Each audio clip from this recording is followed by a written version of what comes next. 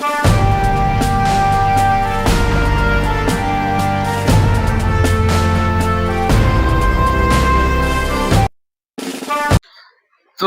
येथे महावितरणकडून इफ्तार पार्टीचे आयोजन.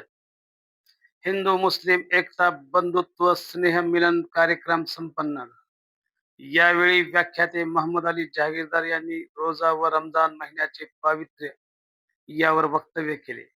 या इफ्तार पार्टीच्या आयोजकांनी वरलिया रंगा चौथा डोंगा परी भाव नव्हे डोंगा काय भुलासी वरलिया रंगा. म्हणजे ऊस जरी वेडा वाकडा असला तरी त्याचा मध्ये असणारा जे रस आहे, मध्ये असणारा ती गोडच आहे. त्याचा माणसाचा भाव शुद्ध असला पाहिजे. माणसाच्या दुसरे आमचे एक संत म्हणतात की अंगा लावलिया राख डोळे झाकूनही करीती पाप. म्हणजे वर जर आपण अंगाला राख लावली आणि मध्ये डोळे झाकून आपण पाप करत असू तर त्याला काही अर्थ नाही असं हिंदू धर्मामध्ये वारकऱ्यांच्या अनेक संतांनी सांगितलं.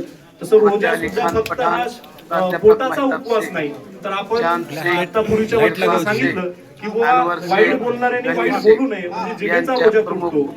वाईट ऐकणाऱ्यांनी वाईट ऐकू नये म्हणजे कानाचा रोजा तुटतो. रमजान महिन्यात ही एक उपासना पद्धती आहे. याला खूप महत्व असते.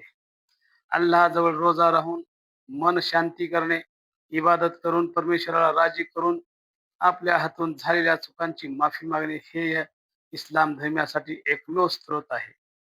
ते म्हणजे रमजान महिन्यातील रोजा होय. यावेळी इंजिनियर किरण कोरे, डॉक्टर नारायण देशमुख यांनी शुभेच्छा दिल्या.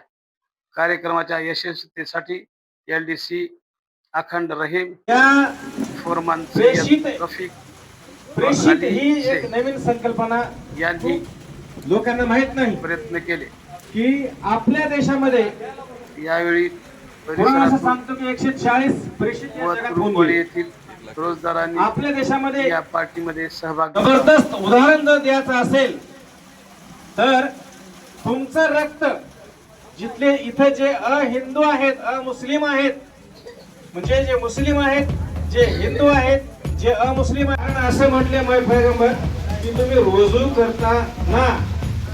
तिसऱ्या विषयी बोललो, निंदा नारास्ती केलो, वाईट बोललो. गर्जना न्यूज मराठी, मुसलमान